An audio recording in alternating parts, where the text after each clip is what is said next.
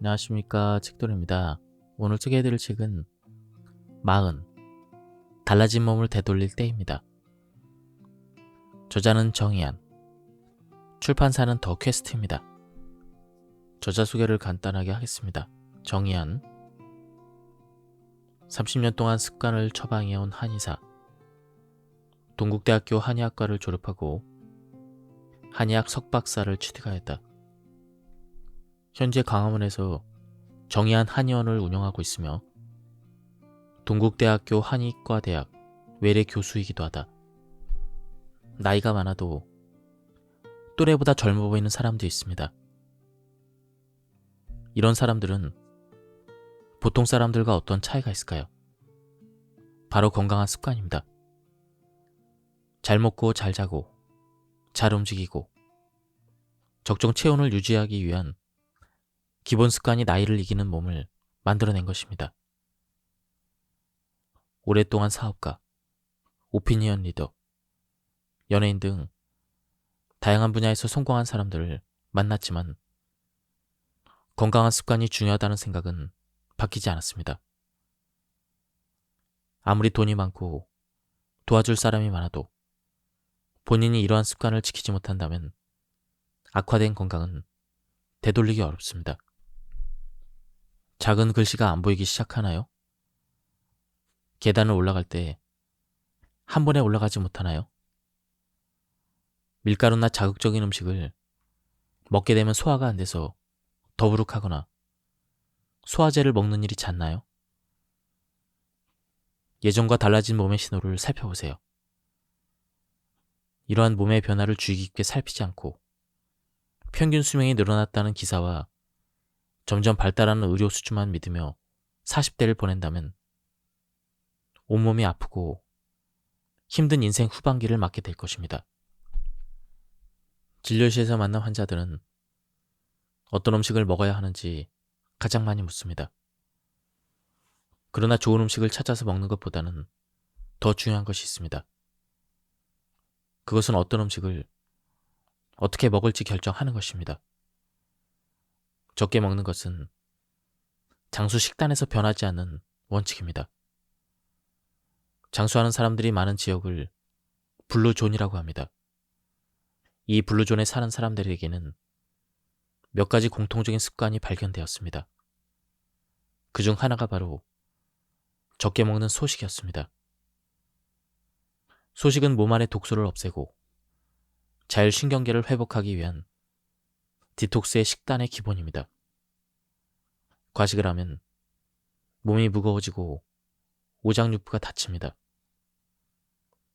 또 혈액이 탁해지고 활성산소를 늘려 노화가 촉진됩니다. 소식하면 소화작용에서 발생하는 활성산소가 줄어들고 몸은 가볍고 혈액은 맑아지는 효과가 있습니다. 음식의 총량을 줄이는 소식도 좋고 간헐적으로 식사를 중단하는 간헐적 단식도 좋습니다. 단 간헐적 단식은 건강한 사람에게만 권장되며 간헐적 폭식과 혼동하지 말아야 합니다. 단식 후에 먹는 식사량도 조절해야 합니다. 이렇게 식사량을 줄이면 하루의 활동을 마친 후에 남은 에너지가 줄어 비만을 예방하고 염증도 가라앉으며 노화를 늦춥니다. 식사는 다양한 음식을 골고루 먹되 배부를 때까지가 아니라 배고프지 않을 만큼만 해야 한다는 점을 잊지 마세요. 많이 움직여야 한다. 운동이라고 하면 땀을 많이 흘리면서 근육을 키우는 장면을 연상하기 쉽지만 노화를 지연하기 위한 운동은 흔히 생각하는 운동과는 조금 다릅니다. 운동보다는 많이 움직이기로 표현하는 것이 더 적합합니다. 운동을 직업으로 삼았거나 신체가 건강한 사람이라면 이런 것은 괜찮지만 강도 높은 운동이 절대적으로 몸에 좋다고는 할 수 없습니다. 노화 지연 운동의 핵심은 남는 에너지를 줄이는 것이니까요. 특히 한국인의 노화 속도가 빨라진 이유로 TV, 컴퓨터 모니터, 스마트폰을 보면서 오랫동안 움직이지 않는 습관을 꼽습니다. 관절의 유연성이 떨어지면 신진대사와 혈액순환도 나빠지고 심리적으로 우울감, 불안감 등을 늘리게 되며 몸 전반의 노화를 촉진합니다. 그러니 노화를 늦추려면 몸을 되도록 많이 움직여야 합니다.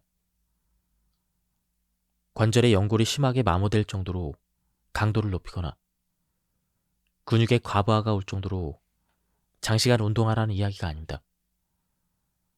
평소에 움직이는 습관이 없다면 의식적으로 바른 자세를 유지하고 스트레칭하며 근력을 키우고 몸을 되도록 많이 움직이며 가까운 거리는 걸어다니는 습관부터 만들어야 합니다.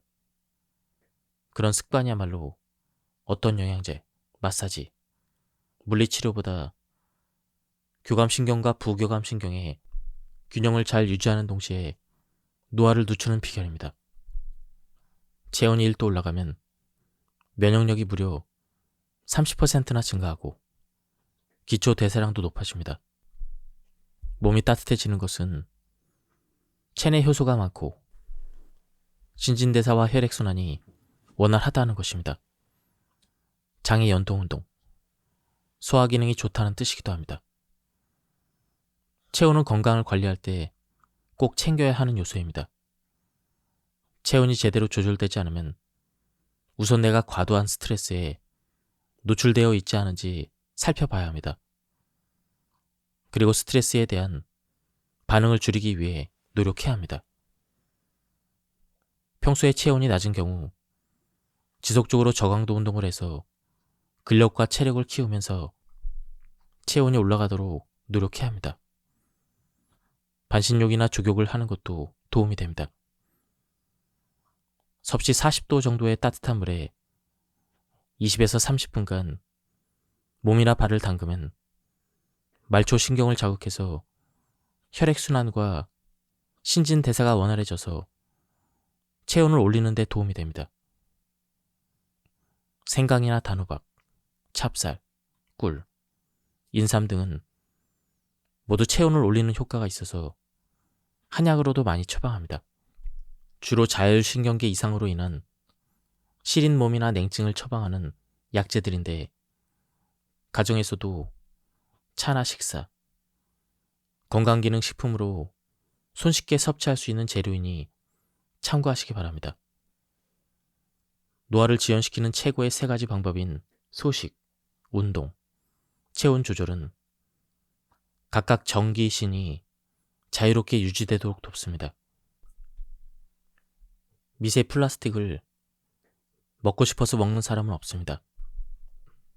하지만 육지에서 강과 바다로 떠내려간 플라스틱 쓰레기가 잘게 부서져서 떠돌다가 플랑크톤을 비롯한 각종 바다 생물이 삼키거나 물에 섞여서 우리도 모르는 사이에 플라스틱을 먹게 됩니다. 합성 섬유로 만든 옷 한 벌을 세탁할 때마다 1900개 이상의 미세 플라스틱 조각이 나온다고 합니다. 그러니 산으로 강으로 바다로 이런 조각들이 쪼개져서 돌아다니다가 먹이 사슬을 통해 결국 인간에게 돌아오는 셈입니다. 불편할수록 우리는 건강해진다. 미세 플라스틱에 노출되는 가능성을 줄이기 위해서는 관련 제품을 사용하지 않는 것 외에는 별다른 방법이 없습니다. 화학섬유로 만든 옷을 입지 않고 플라스틱 병에 담긴 생수보다는 정수기 물이나 직접 끓인 물을 마시며 일회용 컵보다는 머그잔이나 유리잔을 사용하고 비닐이나 플라스틱 포장 용기보다는 유리 또는 스테인리스 용기를 사용하는 등 일상생활 전반에서 플라스틱 사용을 줄일 수 있도록 습관을 바꿔야 합니다. 특히 뜨거운 음식이나 국물이 있는 음식은 비닐이나 랩, 플라스틱 용기의 화학물질에 오염되기가 쉽습니다. 해산물 중에 조개류는 30분 이상 해감하고 미역이나 다시마 종류는 2번 이상 씻어서 먹게 되면 미세 플라스틱 섭취를 줄일 수가 있습니다. 조심해야 될 것이 늘어나면 피곤함이 배가 됩니다.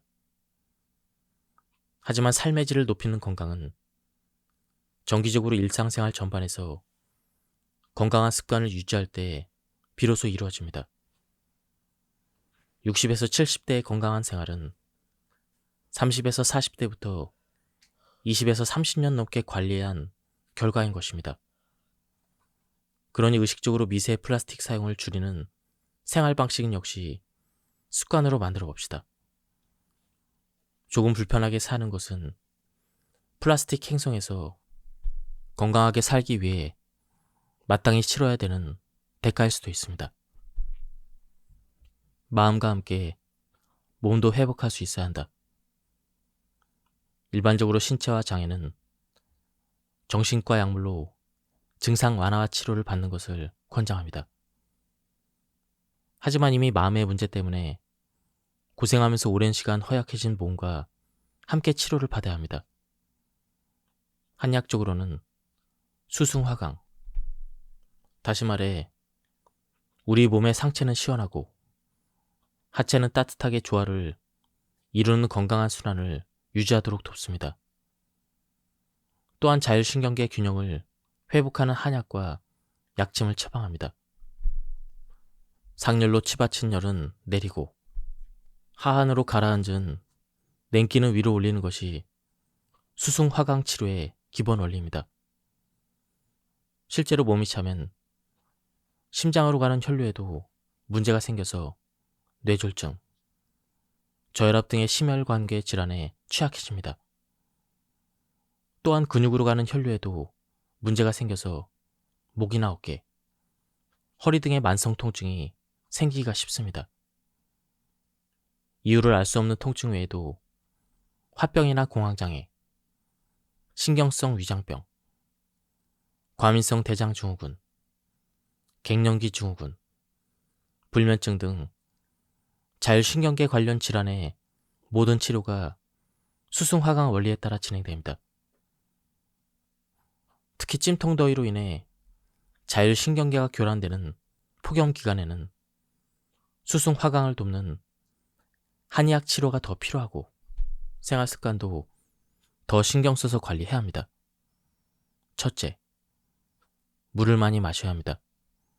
특히 여름에는 다른 계절보다 훨씬 많은 땀을 흘리기 때문에 탈수되지 않도록 가급적 물을 자주 많이 마시는 것이 좋습니다. 탈수로 인한 심장의 부담을 줄이고 긴장한 교감신경을 안정시키는 데는 수분 공급이 가장 중요합니다. 둘째, 생체 리듬을 유지해야 합니다. 너무 더워서 입맛이 떨어졌다고 끼니를 거르거나 더워서 잠을 설칠 정도로 수면 습관이 불규칙해지면 신체의 리듬이 깨지고 자율신경계에 문제가 생깁니다. 셋째, 에너지가 고갈되지 않도록 각별히 주의해야 합니다. 당뇨나 고혈압 등의 만성대사 질환이나 자율신경계 관련 질환이 있다면 여름철에 신체 에너지가 바닥났을 때 응급 상황이 발생하거나 증상이 급속히 악화될 수가 있습니다. 특히 만성 통증에 오래 시달린 사람들은 약에만 의존해서 오랫동안 전기신의 균형이 깨진 상태이기 때문에 노화 속도가 점차 빨라집니다. 몸과 생활이 불편한 상태에서 더 심해지면 도저히 일상생활이 불가능할 정도로 심각한 결과가 생길 수가 있습니다. 갱년기의 한자 표기 갱년기에서 갱에는 새롭다는 뜻과 함께 고친다는 뜻도 있습니다. 이러한 뜻에 맞춰서 해석해보면 갱년기는 예전과 달라진 몸을 고치는 시기로 볼 수도 있습니다. 여러분은 어떤 갱년기를 맞이하고 싶나요? 몸의 반응과 함께하는 하루. 몸은 하루의 각 시간대에 따라 반응합니다. 이른 아침 잠에서 깬 뒤에는 교감신경이 항진되기 시작해서 심장 박동이 빨라지고 체온과 혈압도 빨리 올라가면서 기운이 나고 상쾌해집니다. 오전 10시부터 12시까지는 집중력이 높아지고 마음의 안정이 됩니다. 내 활동을 활발하게 해야 되는 작업은 이때 하면 좋습니다. 집중해서 아이디어를 떠올려야 되는 그러한 일도 이 시간에 해야 합니다. 점심시간부터 오후 서너 시까지는 오전보다 더 뇌 집중력이 떨어지고 오후 4시 이후에는 심신의 활기도 떨어집니다. 해가 지면서 항진되어 있던 교감신경은 안정되기 시작하고 밤 10시부터 부교감신경이 활성화되면서 수면을 돕는 호르몬이 분비가 됩니다. 자정부터 새벽까지는 부교감신경이 가장 활성화되는 시간으로 호흡이 길어지고 혈압도 내려가며 깊은 수면에 빠집니다. 교감신경이 가장 활성화되는 밤 시간대에는 일하는 시간을 계속하게 되면 생체 리듬이 교란되어 자율신경계에 문제가 생깁니다. 식습관 역시 규칙적이지 않으면 위장과 대장의 운동 리듬을 해쳐서 소화기 질환이 발생하기 쉽습니다. 생체 에너지가 가장 좋은 낮 시간대에 실내에서 몸을 움직이지 않고 지내게 되면 생체 에너지가 교란되고 남는 에너지가 많아 비만과 불면증이 생길 수가 있습니다. 낮에는 동적인 활동을 하고 밤에는 정적인 활동을 하는 것이 자연의 이치에 따라 생활하는 것입니다. 밤에 시끄러운 음악을 듣거나 신체 활동을 하는 것보다는 부교감신경이 활성화되도록 차분하게 시간을 보내는 것이 몸과 마음을 회복하는 데 도움이 된다는 것입니다. 특히 수면의 패턴은 건강에 큰 영향을 미칩니다. 잠이 부족하거나 수면 시간이 불규칙하면 식욕을 조절하는 호르몬도 정상적으로 분비되지 않아 자꾸 체중이 늘어날 수밖에 없습니다. 그리고 잠의 질이 좋지 않으면 혈당과 혈압이 쉽게 올라가 버립니다. 밤의 수면 호르몬인 멜라토닌이 잘 분비되려면 아침 7, 8시쯤에 눈으로 햇빛이 들어와야 합니다. 아침에 깨서 햇볕을 쬐야만 밤에 깊은 잠을 잘 수가 있습니다. 아침에 늦게 일어나면 밤에는 멜라토닌이 잘 분비되지 않고 그 결과 불면으로 하얗게 밤을 새우는 악순환이 일어납니다. 한의학적인 관점에서 노화를 지연시키려면 다음과 같이 운동을 해야 합니다. 첫째, 전신을 동시에 움직여야 합니다. 기혈순환, 림프순환에 문제가 생기면 노화뿐 아니라 대사질환에도 취약해집니다. 둘째, 오래 할 수 있는 저강도 운동이 좋습니다. 셋째, 근력이 좋아져야 합니다. 이 조건을 다 갖춘 운동이 바로 걷기입니다. 나이가 들수록 다리 근력이 약해지면 말초에서 심장으로 들어가는 혈액의 펌프액이 약해지니 혈액순환도 잘 이루어지지 않습니다. 실제로 사고나 질병 때문에 오랫동안 누워 지낸 사람일수록 다리 근력이 현저히 떨어지면서 전반적으로 신진대사에 문제가 생깁니다. 근육의 50%는 두 다리에 있으니 다리 근력을 되찾아야 신진대사가 좋아질 것입니다. 강한 다리를 장수의 상징으로 여기는 것은 바로 이 때문입니다. 다시 말해 다리 근력이 튼튼하도록 관리하는 것은 노화를 지연시키는 최우선의 방법입니다. 발은 인체의 축소판입니다. 한의학에서는 발을 제2의 심장이라고 말합니다. 발바닥은 몸의 다른 기관과 연결되어 있습니다. 그래서 몸이 무겁고 지칠 때 발 마사지를 받으면 몸이 개운해지고 가벼워집니다. 기혈 순환이 이루어지지 않아 혈류가 정체되고 몸이 붓고 울열이 생기며 배변도 원활하지 않을 때가 있습니다. 이 경우 발바닥을 골고루 자극하면 정체되어 있던 혈류가 풀리고 대사순환이 개선되며 노폐물 배설이 촉진되며 당연히 붓기가 빠지고 혈색이 좋아집니다. 그만큼 다리 근력을 키우고 발을 잘 관리하는 것이 노화를 효과적으로 늦추는 방법인데, 이를 위해서는 매일 꾸준히 걷는 것만큼 좋은 운동이 없습니다. 걷기는 발과 다리 근력을 강하게 만들어주며 심장을 튼튼히 하고 말초 신경까지 혈액순환이 잘 되도록 돕습니다. 걷는 동안에는 세로토닌이 활발하게 분비되어 행복감을 느끼며 우울함이 없어집니다.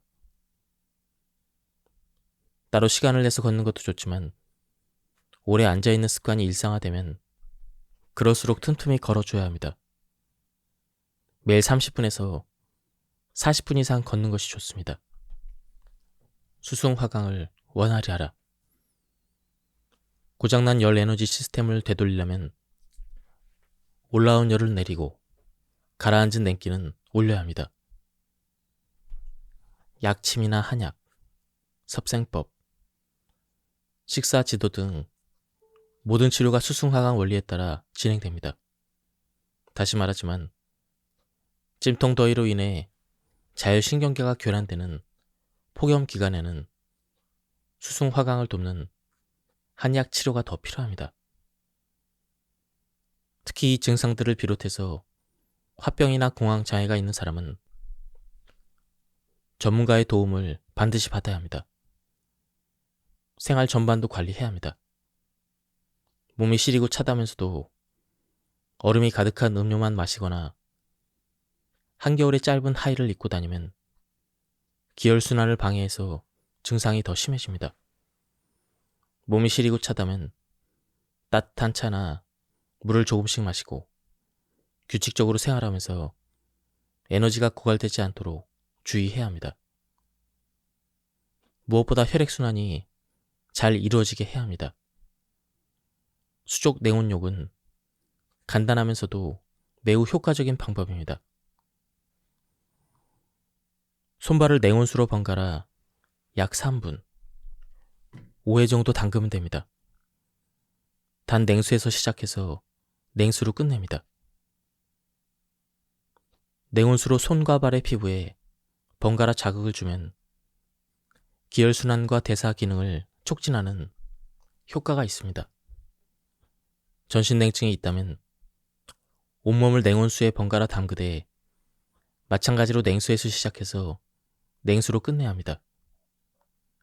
3분이 너무 길게 느껴진다면 1분부터 시작해서 시간을 조금씩 늘려보는 것도 좋습니다. 몸이 찬 사람들은 공통적으로 혈액순환이 잘 안 되어 기혈이 정체되어 있습니다. 혈액순환이 좋아져야 혈관이 확장되어 혈류 속도가 빨라지고 체내 열을 발산해서 체온이 올라갑니다. 반대로 추울 때는 혈관을 긴장시키고 혈액순환을 스스로 억제해서 체온이 더 내려가지 않도록 열을 보존합니다. 이렇게 해서 체온을 따뜻하게 유지하면 면역체계 활동에 관여하는 효소도 활성화됩니다. 혈액순환, 체온 조절, 면역력 향상, 이 세 가지는 연결되어 있는 것입니다. 팔다리에 있는 모세혈관을 충분히 자극하는 모관 운동은 간단하면서도 전신 기혈순환에 매우 좋은 방법입니다. 방바닥에 등을 대고 누워서 손발을 위로 뻗습니다. 두 손바닥은 마주보며 발바닥이 천장을 향하게 합니다. 그리고 팔다리를 굽히지 않고 손발을 가볍게 흔듭니다. 이 운동을 자기 전에 매일 1, 2분씩 하면 팔다리가 가벼워지면서 숙면을 취하는 데 도움이 됩니다. 손바닥에는 오장육부의 중요한 경혈점이 모두 모여 있습니다. 그래서 몸 상태가 안 좋을 때나 전신의 혈행을 원활하게 하려면 자주 자극하는 것이 좋습니다. 손바닥을 주무르거나 비비거나 손뼉을 치는 등의 자극이면 충분합니다. 겨울에 외출할 때는 주머니에 손난로를 갖고 다니면 체온을 올리는 데 도움이 됩니다. 더 나아가 잠을 충분히 자야 합니다. 잠이 부족하면 림프계가 수축되고 교감신경이 항진됩니다. 손발이 차가워지며 혈액순환에 문제가 생깁니다. 잠자는 시간이 부족하거나 불면증이 있는 사람은 말초 혈관이 수축되어 온몸의 혈액순환이 원활하게 이루어지지 않아 항상 손발이 차고 목 뒤와 어깨가 경직되어 있습니다. 그래서 충분히 자는 것은 면역력을 높이고 몸을 따뜻하게 만드는 가장 기본적인 방법입니다. 밤이 길고 낮이 짧은 겨울에는 다른 계절보다 한두 시간 정도 더 자도 좋습니다. 마지막으로 기초 대사량을 늘려야 합니다. 기초 대사량이란 아무것도 하지 않은 상태에서 몸이 사용하는 에너지입니다. 같은 양을 먹어도 기초 대사량이 다르면 소비하는 에너지 양이 다릅니다. 기초 대사량이 많을수록 혈액순환이 잘 되고 땀도 많이 배출되며 체온이 올라갑니다. 기초 대사량은 근육의 양이 많을수록 잘 늘어납니다. 근육에서 체열이 40% 이상 생산되기 때문에 근육이 많을수록 체온이 올라갑니다. 체온이 항상 낮은 사람은 근육량을 늘려보세요. 여성은 월경, 임신, 출산, 완경 과정을 거치면서 분비되는 호르몬이 복잡하게 바뀌고 기력도 부족해서 면역력이 낮기 때문에 건강 문제가 다양하게 발생하기 쉽습니다. 정서적으로 예민하고 자율신경계에 이상이 생길 확률도 높아 시리고 추운 냉증에 더 취약하며 한번 건강이 악화되면 남성보다 회복 속도가 더디기도 합니다. 그러니 건강 때문에 만성적으로 불편함이 지속된다면 나이 탓을 하지 말고 꼭 전문가의 도움을 받아 병원에서 치료를 받으며 생활 습관도 바로 잡아야 합니다. 무엇을 어떻게 먹어야 할까? 비타민은 만성 피로를 해소하는 약이다. 우리가 스트레스를 받을 때는 부신에서 스트레스 호르몬인 코르티솔이 만들어집니다. 비타민C는 부신을 자극해서 코르티솔 생성을 촉진하는데 스트레스가 많으면 비타민C가 자주 그리고 아주 빠르게 소모되기 때문에 매일 보충해야 합니다. 돼지고기나 콩, 바나나, 곡물 등에 함유된 비타민 B군 역시 부신 피질 호르몬 분비에 관여합니다.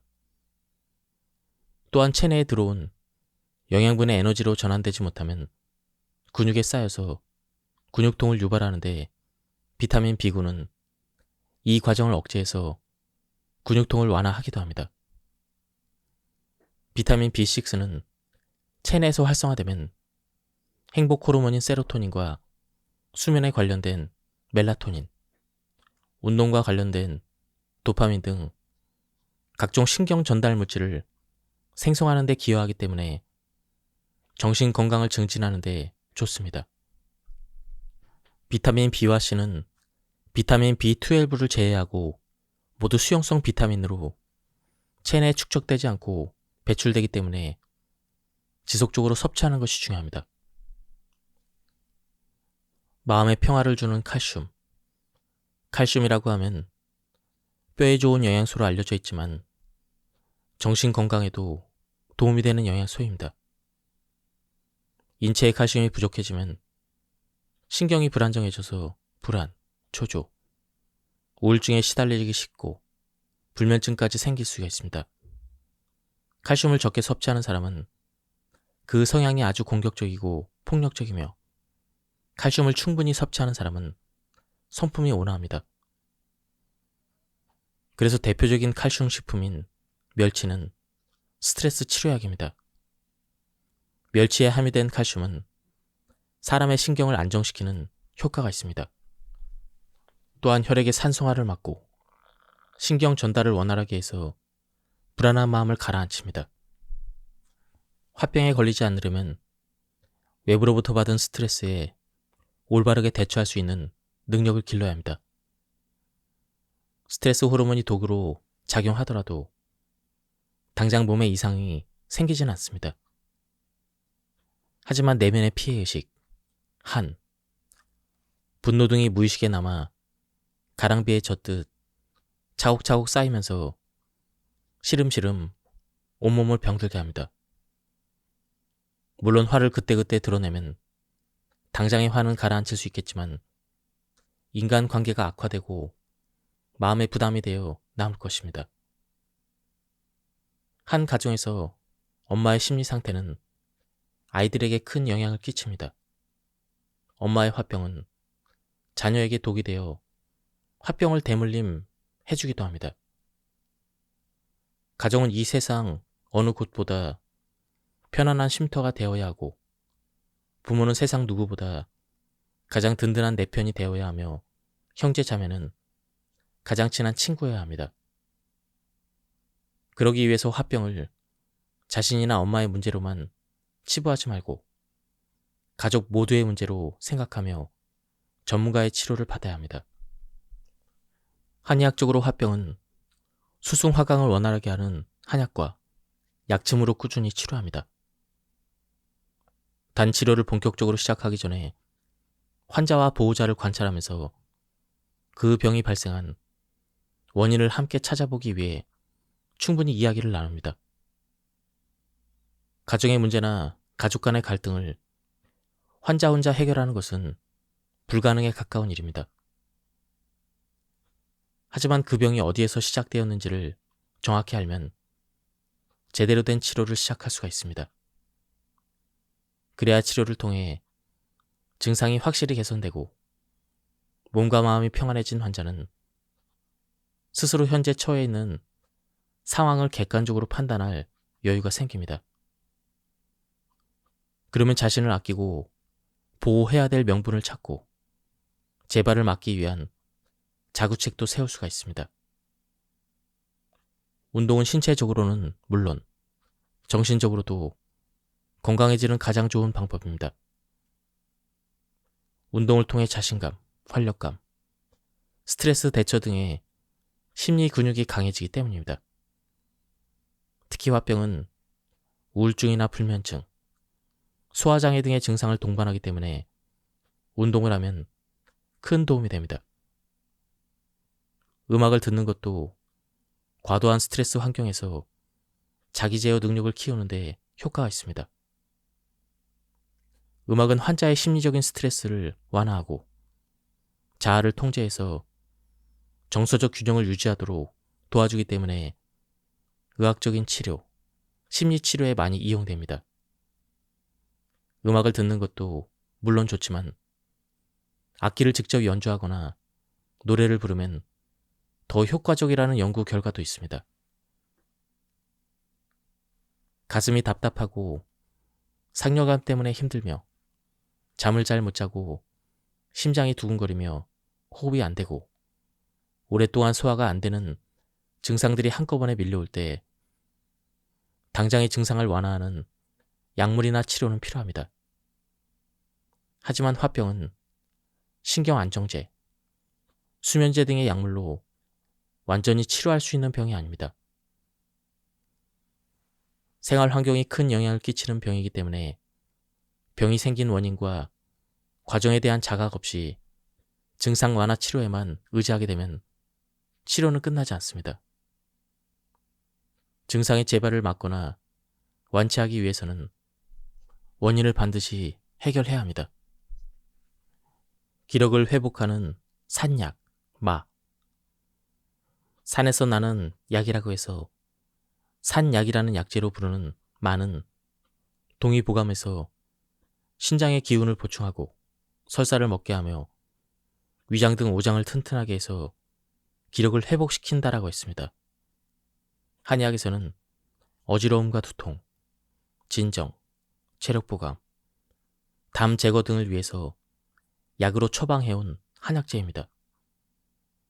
지구력을 강화하기 위해 체력이 중요한 수험생에게 최고의 영양식품입니다.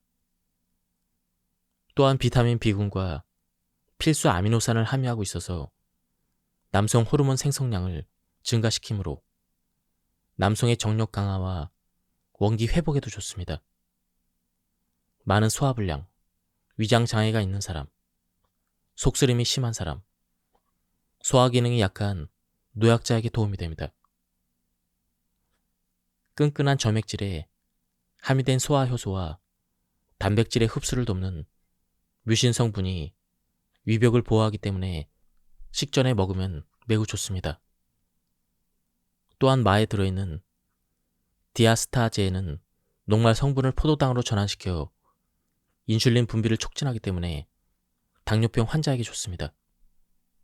그 밖에도 많은 심혈관계에 지방이 침천되는 것을 막고 혈관의 유연성을 유지시켜 동맥경화를 예방합니다. 혈관 내 콜레스테롤을 낮추고 피하지방의 침전도를 줄이기 때문에 비만 예방에도 효과적입니다. 또한 식이섬유가 풍부해서 장 속의 유해균을 빨리 청소하기 때문에 변비에도 좋습니다. 마는 구워서 먹거나 쪄서 말린 뒤에 가루로 만들어 먹기도 하는데 날것으로 먹는 것이 가장 좋습니다. 마에 함유된 효소가 열에 약하기 때문입니다.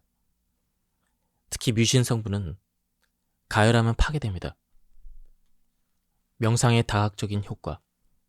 명상을 하면 대뇌와 부경감 신경의 활성을 도와 집중력을 높이고 질 높은 수면을 유도하며 면역력을 강화할 수가 있습니다.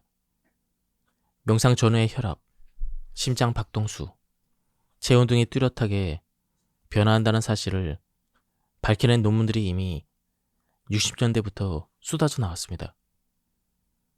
명상 중에 심혈관계 기능, 혈당, 혈중 지질 농도가 안정되고 코르티솔 농도가 떨어지며 수면을 유도하는 멜라토닌의 수치가 높아지고 각종 만성 통증 반응이 감소한다는 연구 결과도 있습니다. 현대인은 도파민 중독 사회에서 살아가고 있다고 해도 과언이 아닙니다. 쾌감을 느끼게 하는 도파민은 보통 맛있는 음식을 먹거나 쇼핑을 하거나 재밌는 영화를 보거나 무언가를 성취를 이룰 때 뇌에서 분비됩니다. 하지만 도파민의 내성이 생긴 현대인의 뇌는 더욱더 강한 자극을 맛봐야만 도파민이 분비되는 지경에 이르렀습니다. 이때도 명상이 필요합니다. 하루에 30분, 짧게는 10분이라도 생각을 내려놓고 몸이 느끼는 것을 있는 그대로 받아들인다면 도파민 중독 회로가 약화돼서 잃어버린 집중력을 되찾고 일상의 소중함도 다시 깨달을 수가 있습니다. 현대인이라면 혼자 있을 때 언제 어디든 늘 할 수 있는 감정 청소 습관을 갖는 것이 좋습니다. 먼지를 자주 닦으면 집이 깨끗하게 유지되듯 자신의 마음을 돌아보고 감정을 관리하는 방법을 알아야 스트레스에 잘 대처하는 몸을 만들 수가 있습니다. 첫 번째로 권하고 싶은 감정 청소 습관은 호흡법입니다. 그 중에서도 긴 복식 호흡을 권합니다. 불안해지면 호흡이 얕아지고 내쉬는 숨이 짧아집니다. 이때 양손을 가슴과 윗배에 얹고 숨을 천천히 자연스럽게 들이마시고 내쉬면서 어느 부위에 얹은 손이 오르고 내리는지 확인해 보세요. 가슴에 얹은 손이 오르거나 양손이 모두 오르고 내린다면 호흡이 얕고 심리적으로 불안한 상태라는 것입니다. 이때 천천히 호흡하면서 가슴에 얹은 손을 움직이지 않고 윗배에 얹은 손만 오르고 내리도록 호흡합니다. 의식적으로 복식 호흡하는 것이 어색하다면 혼자 있을 때 노래를 불러보세요. 노래하는 방법을 배울 때는 호흡부터 배울 정도로 노래하는 데 필요한 호흡법은 따로 있습니다. 음정과 박자에 맞춰 노래를 할 때는 제대로 호흡해야 합니다. 음을 울리는 몸속 공간을 더 넓게 만들고 밖으로 보내는 음을 길게 유지할 수 있어야 합니다. 사실 노래할 때 호흡하는 방법은 명상, 복식호흡, 참선할 때 하는 호흡법과 비슷합니다. 얼마나 깊이 들이쉬고 어느 정도로 길게 천천히 내쉬나의 차이가 있을 뿐 그 방식은 같습니다. 멍 때리기 역시 뇌가 쉴 수 있는 좋은 방법입니다. 복식 호흡과 진정한 멍 때리기는 모두 부교감 신경을 활성화합니다. 지금까지 이 책에 대한 리뷰를 모두 마쳤습니다. 제가 발췌에 요약해서 설명드렸기 때문에 맥락이 많이 끊겼습니다. 이 책에서는 그리고 구체적인 식재료나 음식에 대한 이야기가 많이 나왔습니다. 한번 책을 구해서 읽어보실 것을 추천드립니다. 여기서 리뷰를 마치도록 하겠습니다. 감사합니다. 안녕하십니까, 책돌입니다. 오늘 소개해드릴 책은 40. 달라진 몸을 되돌릴 때입니다. 저자는 정희안, 출판사는 더 퀘스트입니다. 저자 소개를 간단하게 하겠습니다. 정희안, 30년 동안 습관을 처방해온 한의사, 동국대학교 한의학과를 졸업하고 한의학 석박사를 취득하였다. 현재 광화문에서 정희안 한의원을 운영하고 있으며 동국대학교 한의과대학 외래 교수이기도 하다. 나이가 많아도 또래보다 젊어 보이는 사람도 있습니다. 이런 사람들은 보통 사람들과 어떤 차이가 있을까요? 바로 건강한 습관입니다. 잘 먹고 잘 자고 잘 움직이고 적정 체온을 유지하기 위한 기본 습관이 나이를 이기는 몸을 만들어낸 것입니다. 오랫동안 사업가, 오피니언 리더, 연예인 등 다양한 분야에서 성공한 사람들을 만났지만 건강한 습관이 중요하다는 생각은 바뀌지 않았습니다. 아무리 돈이 많고 도와줄 사람이 많아도 본인이 이러한 습관을 지키지 못한다면 악화된 건강은 되돌리기 어렵습니다. 작은 글씨가 안 보이기 시작하나요? 계단을 올라갈 때 한 번에 올라가지 못하나요? 밀가루나 자극적인 음식을 먹게 되면 소화가 안 돼서 더부룩하거나 소화제를 먹는 일이 잦나요? 예전과 달라진 몸의 신호를 살펴보세요. 이러한 몸의 변화를 주의 깊게 살피지 않고 평균 수명이 늘어났다는 기사와 점점 발달하는 의료 수준만 믿으며 40대를 보낸다면 온몸이 아프고 힘든 인생 후반기를 맞게 될 것입니다. 진료실에서 만난 환자들은 어떤 음식을 먹어야 하는지 가장 많이 묻습니다. 그러나 좋은 음식을 찾아서 먹는 것보다는 더 중요한 것이 있습니다. 그것은 어떤 음식을 어떻게 먹을지 결정하는 것입니다. 적게 먹는 것은 장수 식단에서 변하지 않는 원칙입니다. 장수하는 사람들이 많은 지역을 블루존이라고 합니다. 이 블루존에 사는 사람들에게는 몇 가지 공통적인 습관이 발견되었습니다. 그중 하나가 바로 적게 먹는 소식이었습니다. 소식은 몸 안의 독소를 없애고 자율신경계를 회복하기 위한 디톡스의 식단의 기본입니다. 과식을 하면 몸이 무거워지고 오장육부가 다칩니다. 또 혈액이 탁해지고 활성산소를 늘려 노화가 촉진됩니다. 소식하면 소화작용에서 발생하는 활성산소가 줄어들고 몸은 가볍고 혈액은 맑아지는 효과가 있습니다. 음식의 총량을 줄이는 소식도 좋고 간헐적으로 식사를 중단하는 간헐적 단식도 좋습니다. 단 간헐적 단식은 건강한 사람에게만 권장되며 간헐적 폭식과 혼동하지 말아야 합니다. 단식 후에 먹는 식사량도 조절해야 합니다. 이렇게 식사량을 줄이면 하루의 활동을 마친 후에 남은 에너지가 줄어 비만을 예방하고 염증도 가라앉으며 노화를 늦춥니다. 식사는 다양한 음식을 골고루 먹되 배부를 때까지가 아니라 배고프지 않을 만큼만 해야 한다는 점을 잊지 마세요. 많이 움직여야 한다. 운동이라고 하면 땀을 많이 흘리면서 근육을 키우는 장면을 연상하기 쉽지만 노화를 지연하기 위한 운동은 흔히 생각하는 운동과는 조금 다릅니다. 운동보다는 많이 움직이기로 표현하는 것이 더 적합합니다. 운동을 직업으로 삼았거나 신체가 건강한 사람이라면 이런 것은 괜찮지만 강도 높은 운동이 절대적으로 몸에 좋다고는 할 수 없습니다. 노화 지원 운동의 핵심은 남는 에너지를 줄이는 것이니까요. 특히 한국인의 노화 속도가 빨라진 이유로 TV, 컴퓨터 모니터, 스마트폰을 보면서 오랫동안 움직이지 않는 습관을 꼽습니다. 관절의 유연성이 떨어지면 신진대사와 혈액순환도 나빠지고 심리적으로 우울감, 불안감 등을 늘리게 되며 몸 전반의 노화를 촉진합니다. 그러니 노화를 늦추려면 몸을 되도록 많이 움직여야 합니다.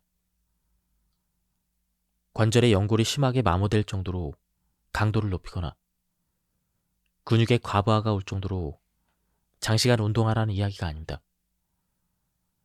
평소에 움직이는 습관이 없다면 의식적으로 바른 자세를 유지하고 스트레칭하며 근력을 키우고 몸을 되도록 많이 움직이며 가까운 거리는 걸어다니는 습관부터 만들어야 합니다.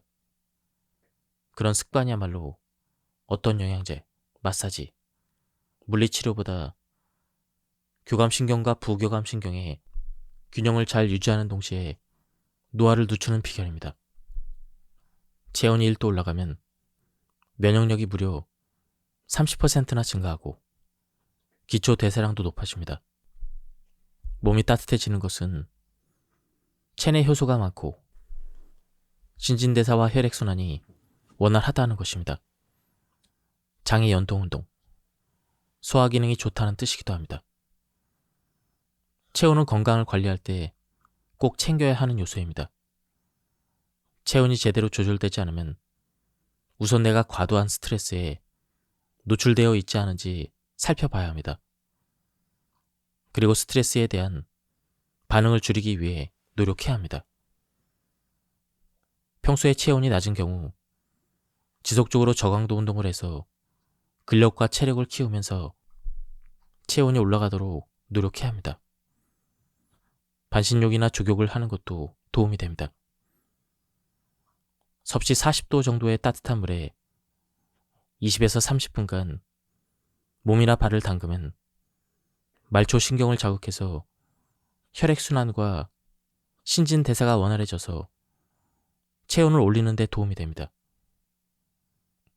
생강이나 단호박, 찹쌀, 꿀, 인삼 등은 모두 체온을 올리는 효과가 있어서 한약으로도 많이 처방합니다. 주로 자율신경계 이상으로 인한 시린 몸이나 냉증을 처방하는 약재들인데 가정에서도 차나 식사, 건강기능식품으로 손쉽게 섭취할 수 있는 재료이니 참고하시기 바랍니다. 노화를 지연시키는 최고의 3가지 방법인 소식, 운동, 체온 조절은 각각 정기신이 자유롭게 유지되도록 돕습니다. 미세 플라스틱을 먹고 싶어서 먹는 사람은 없습니다. 하지만 육지에서 강과 바다로 떠내려간 플라스틱 쓰레기가 잘게 부서져서 떠돌다가 플랑크톤을 비롯한 각종 바다 생물이 삼키거나 물에 섞여서 우리도 모르는 사이에 플라스틱을 먹게 됩니다. 합성 섬유로 만든 옷 한 벌을 세탁할 때마다 1900개 이상의 미세 플라스틱 조각이 나온다고 합니다. 그러니 산으로 강으로 바다로 이런 조각들이 쪼개져서 돌아다니다가 먹이 사슬을 통해 결국 인간에게 돌아오는 셈입니다. 불편할수록 우리는 건강해진다. 미세 플라스틱에 노출되는 가능성을 줄이기 위해서는 관련 제품을 사용하지 않는 것 외에는 별다른 방법이 없습니다. 화학 섬유로 만든 옷을 입지 않고 플라스틱 병에 담긴 생수보다는 정수기 물이나 직접 끓인 물을 마시며 일회용 컵보다는 머그잔이나 유리잔을 사용하고 비닐이나 플라스틱 포장 용기보다는 유리 또는 스테인리스 용기를 사용하는 등 일상생활 전반에서 플라스틱 사용을 줄일 수 있도록 습관을 바꿔야 합니다. 특히 뜨거운 음식이나 국물이 있는 음식은 비닐이나 랩, 플라스틱 용기의 화학 물질에 오염되기가 쉽습니다. 해산물 중에 조개류는 30분 이상 해감하고 미역이나 다시마 종류는 2번 이상 씻어서 먹게 되면 미세 플라스틱 섭취를 줄일 수가 있습니다. 조심해야 될 것이 늘어나면 피곤함이 배가 됩니다. 하지만 삶의 질을 높이는 건강은 정기적으로 일상생활 전반에서 건강한 습관을 유지할 때 비로소 이루어집니다. 60에서 70대의 건강한 생활은 30에서 40대부터 20에서 30년 넘게 관리한 결과인 것입니다. 그러니 의식적으로 미세 플라스틱 사용을 줄이는 생활 방식은 역시 습관으로 만들어 봅시다. 조금 불편하게 사는 것은 플라스틱 행성에서 건강하게 살기 위해 마땅히 치러야 되는 대가일 수도 있습니다. 마음과 함께 몸도 회복할 수 있어야 한다. 일반적으로 신체와 장애는 정신과 약물로 증상 완화와 치료를 받는 것을 권장합니다. 하지만 이미 마음의 문제 때문에 고생하면서 오랜 시간 허약해진 몸과 함께 치료를 받아야 합니다. 한약적으로는 수승화강, 다시 말해 우리 몸의 상체는 시원하고 하체는 따뜻하게 조화를 이루는 건강한 순환을 유지하도록 돕습니다. 또한 자율신경계 균형을 회복하는 한약과 약침을 처방합니다. 상열로 치받친 열은 내리고 하한으로 가라앉은 냉기는 위로 올리는 것이 수승화강 치료의 기본 원리입니다. 실제로 몸이 차면 심장으로 가는 혈류에도 문제가 생겨서 뇌졸중, 저혈압 등의 심혈관계 질환에 취약해집니다. 또한 근육으로 가는 혈류에도 문제가 생겨서 목이나 어깨, 허리 등의 만성 통증이 생기기가 쉽습니다. 이유를 알 수 없는 통증 외에도 화병이나 공황장애, 신경성 위장병, 과민성 대장증후군, 갱년기 증후군, 불면증 등 자율신경계 관련 질환의 모든 치료가 수승화강 원리에 따라 진행됩니다. 특히 찜통더위로 인해 자율신경계가 교란되는 폭염기간에는 수승화강을 돕는 한의학 치료가 더 필요하고 생활습관도 더 신경 써서 관리해야 합니다. 첫째, 물을 많이 마셔야 합니다. 특히 여름에는 다른 계절보다 훨씬 많은 땀을 흘리기 때문에 탈수되지 않도록 가급적 물을 자주 많이 마시는 것이 좋습니다. 탈수로 인한 심장의 부담을 줄이고 긴장한 교감신경을 안정시키는 데는 수분 공급이 가장 중요합니다.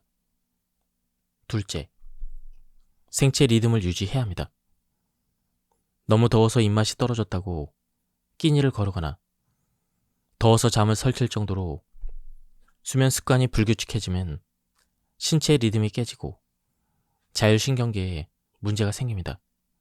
셋째, 에너지가 고갈되지 않도록 각별히 주의해야 합니다. 당뇨나 고혈압 등의 만성대사 질환이나 자율신경계 관련 질환이 있다면 여름철에 신체 에너지가 바닥났을 때 응급 상황이 발생하거나 증상이 급속히 악화될 수가 있습니다. 특히 만성 통증에 오래 시달린 사람들은 약에만 의존해서 오랫동안 전기신의 균형이 깨진 상태이기 때문에 노화 속도가 점차 빨라집니다. 몸과 생활이 불편한 상태에서 더 심해지면 도저히 일상생활이 불가능할 정도로 심각한 결과가 생길 수가 있습니다. 갱년기의 한자 표기 갱년기에서 갱에는 새롭다는 뜻과 함께 고친다는 뜻도 있습니다. 이러한 뜻에 맞춰서 해석해보면 갱년기는 예전과 달라진 몸을 고치는 시기로 볼 수도 있습니다.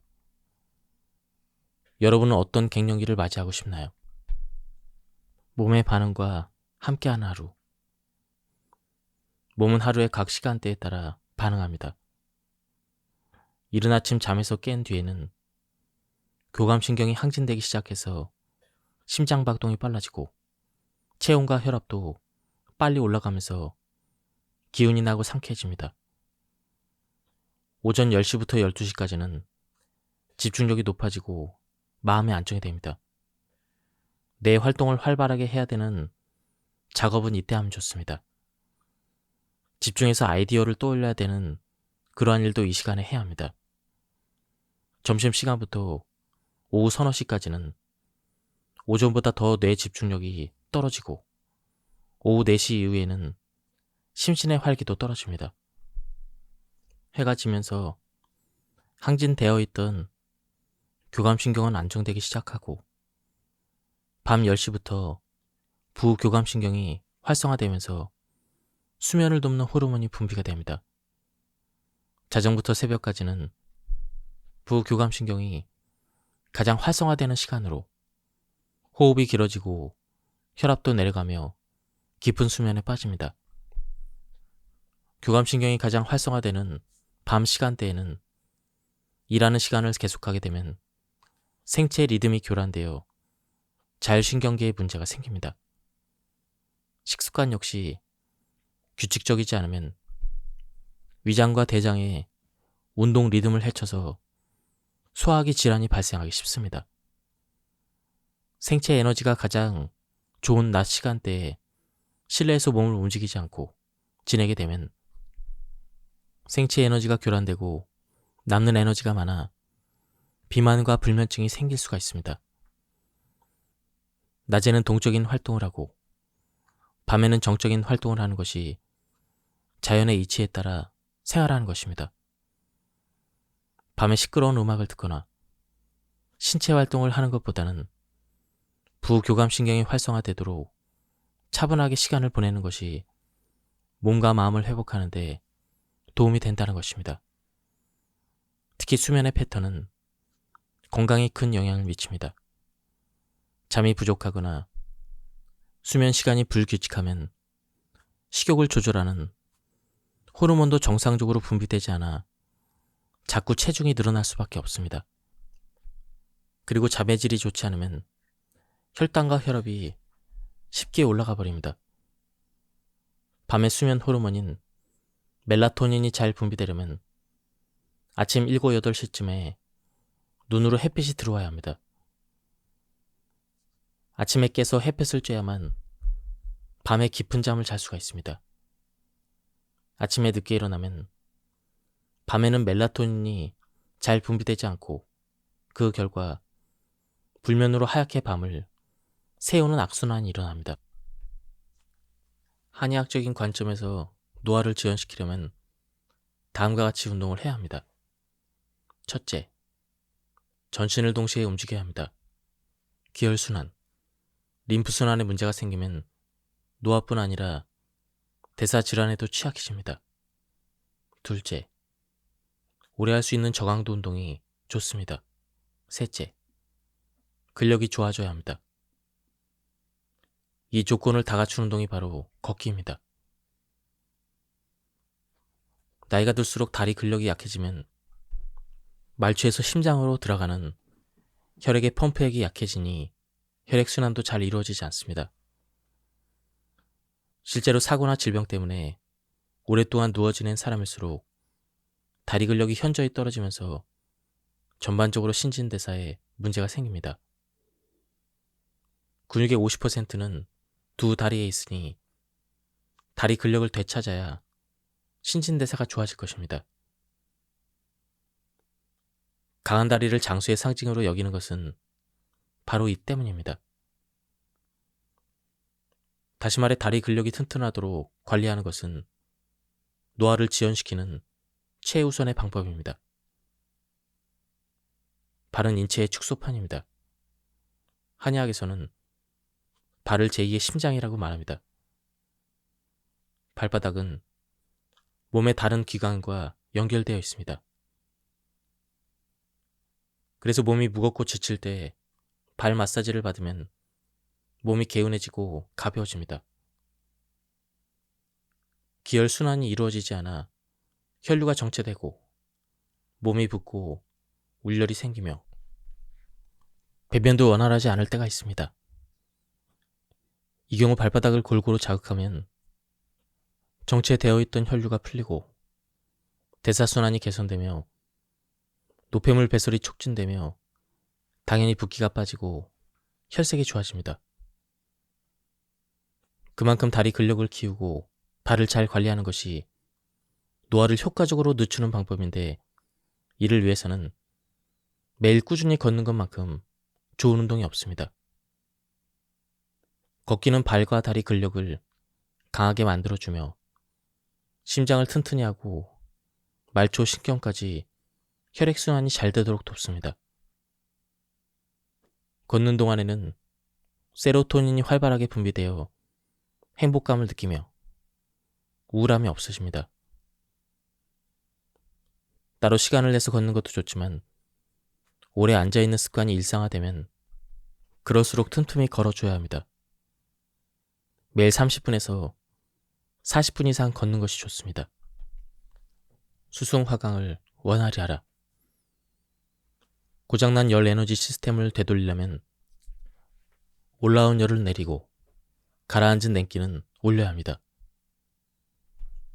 약침이나 한약, 섭생법, 식사 지도 등 모든 치료가 수승화강 원리에 따라 진행됩니다. 다시 말하지만 찜통 더위로 인해 자율신경계가 교란되는 폭염 기간에는 수승화강을 돕는 한약 치료가 더 필요합니다. 특히 이 증상들을 비롯해서 화병이나 공황 장애가 있는 사람은 전문가의 도움을 반드시 받아야 합니다. 생활 전반도 관리해야 합니다.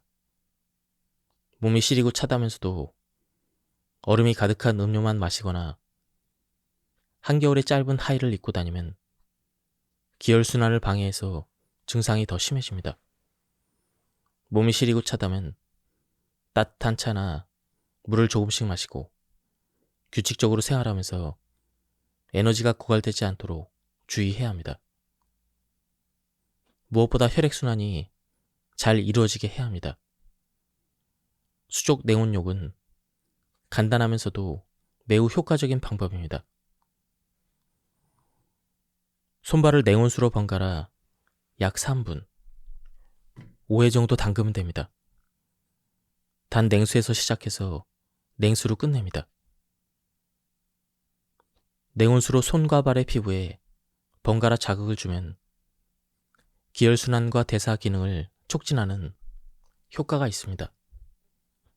전신냉증이 있다면 온몸을 냉온수에 번갈아 담그되 마찬가지로 냉수에서 시작해서 냉수로 끝내야 합니다. 3분이 너무 길게 느껴진다면 1분부터 시작해서 시간을 조금씩 늘려보는 것도 좋습니다. 몸이 찬 사람들은 공통적으로 혈액순환이 잘 안 되어 기혈이 정체되어 있습니다. 혈액순환이 좋아져야 혈관이 확장되어 혈류 속도가 빨라지고 체내 열을 발산해서 체온이 올라갑니다. 반대로 추울 때는 혈관을 긴장시키고 혈액순환을 스스로 억제해서 체온이 더 내려가지 않도록 열을 보존합니다. 이렇게 해서 체온을 따뜻하게 유지하면 면역체계 활동에 관여하는 효소도 활성화됩니다. 혈액순환, 체온 조절, 면역력 향상 이 세 가지는 연결되어 있는 것입니다. 팔다리에 있는 모세혈관을 충분히 자극하는 모관 운동은 간단하면서도 전신 기혈순환에 매우 좋은 방법입니다. 방바닥에 등을 대고 누워서 손발을 위로 뻗습니다. 두 손바닥은 마주보며 발바닥이 천장을 향하게 합니다. 그리고 팔다리를 굽히지 않고 손발을 가볍게 흔듭니다. 이 운동을 자기 전에 매일 1, 2분씩 하면 팔다리가 가벼워지면서 숙면을 취하는 데 도움이 됩니다. 손바닥에는 오장육부의 중요한 경혈점이 모두 모여 있습니다. 그래서 몸 상태가 안 좋을 때나 전신의 혈행을 원활하게 하려면 자주 자극하는 것이 좋습니다. 손바닥을 주무르거나 비비거나 손뼉을 치는 등의 자극이면 충분합니다. 겨울에 외출할 때는 주머니에 손난로를 갖고 다니면 체온을 올리는 데 도움이 됩니다. 더 나아가 잠을 충분히 자야 합니다. 잠이 부족하면 림프계가 수축되고 교감신경이 항진됩니다. 손발이 차가워지며 혈액순환에 문제가 생깁니다. 잠자는 시간이 부족하거나 불면증이 있는 사람은 말초 혈관이 수축되어 온몸의 혈액순환이 원활하게 이루어지지 않아 항상 손발이 차고 목 뒤와 어깨가 경직되어 있습니다. 그래서 충분히 자는 것은 면역력을 높이고 몸을 따뜻하게 만드는 가장 기본적인 방법입니다. 밤이 길고 낮이 짧은 겨울에는 다른 계절보다 한두 시간 정도 더 자도 좋습니다. 마지막으로 기초 대사량을 늘려야 합니다. 기초 대사량이란 아무것도 하지 않은 상태에서 몸이 사용하는 에너지입니다. 같은 양을 먹어도 기초 대사량이 다르면 소비하는 에너지 양이 다릅니다. 기초 대사량이 많을수록 혈액순환이 잘 되고 땀도 많이 배출되며 체온이 올라갑니다. 기초 대사량은 근육의 양이 많을수록 잘 늘어납니다. 근육에서 체열이 40% 이상 생산되기 때문에 근육이 많을수록 체온이 올라갑니다. 체온이 항상 낮은 사람은 근육량을 늘려보세요. 여성은 월경, 임신, 출산, 완경 과정을 거치면서 분비되는 호르몬이 복잡하게 바뀌고 기력도 부족해서 면역력이 낮기 때문에 건강 문제가 다양하게 발생하기 쉽습니다. 정서적으로 예민하고 자율신경계에 이상이 생길 확률도 높아 시리고 추운 냉증에 더 취약하며 한번 건강이 악화되면 남성보다 회복 속도가 더디기도 합니다. 그러니 건강 때문에 만성적으로 불편함이 지속된다면 나이 탓을 하지 말고 꼭 전문가의 도움을 받아 병원에서 치료를 받으며 생활 습관도 바로 잡아야 합니다. 무엇을 어떻게 먹어야 할까? 비타민은 만성 피로를 해소하는 약이다. 우리가 스트레스를 받을 때는 부신에서 스트레스 호르몬인 코르티솔이 만들어집니다.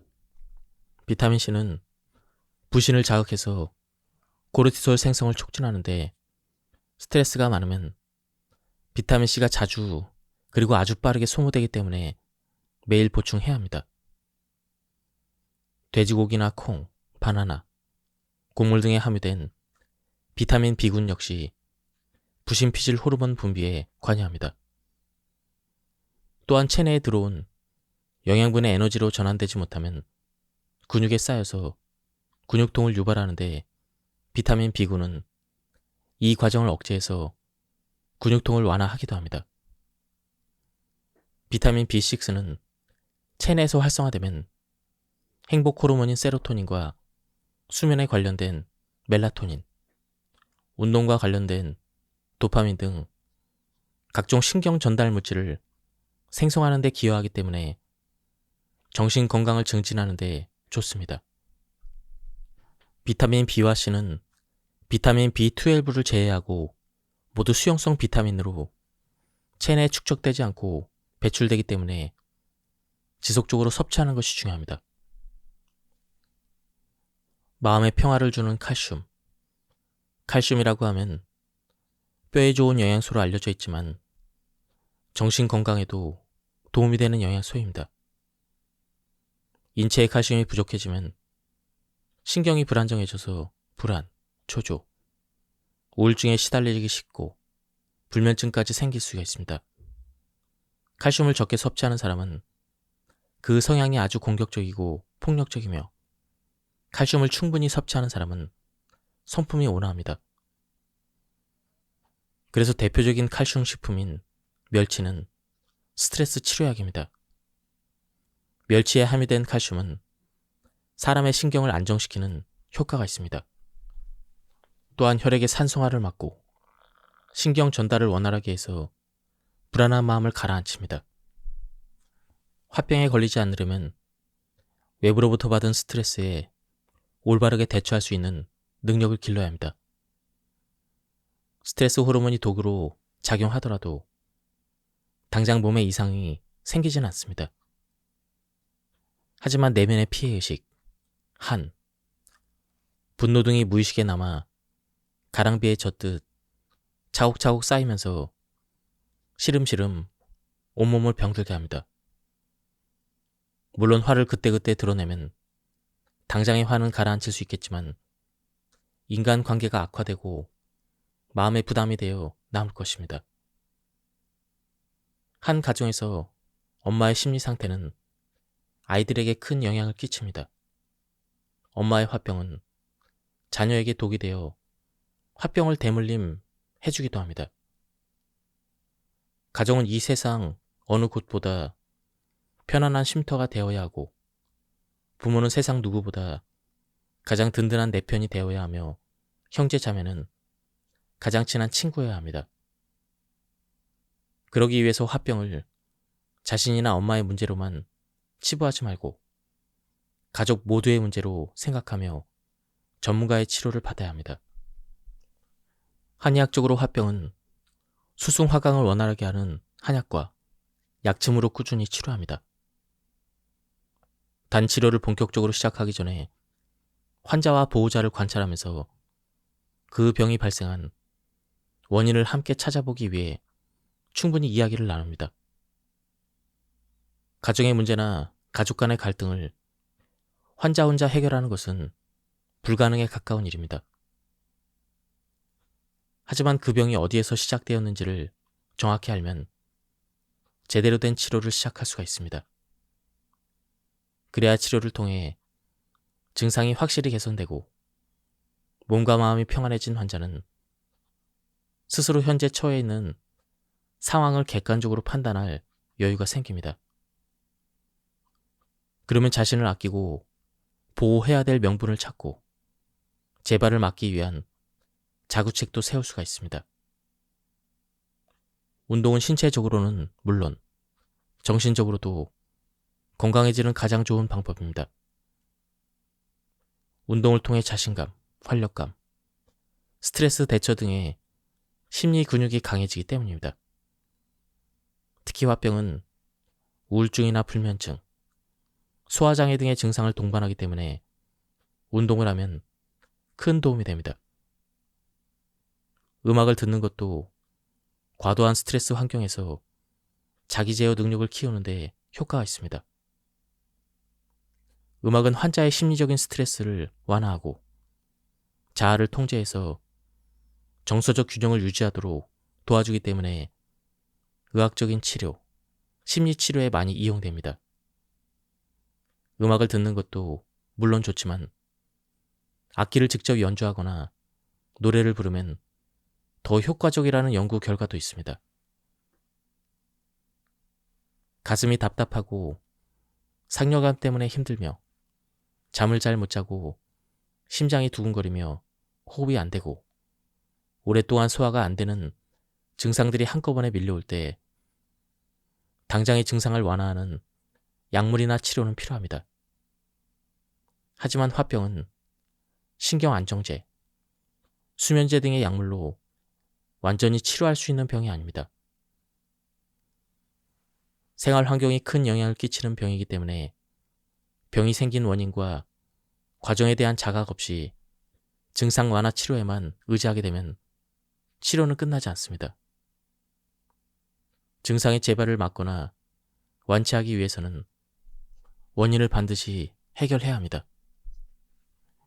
기력을 회복하는 산약, 마.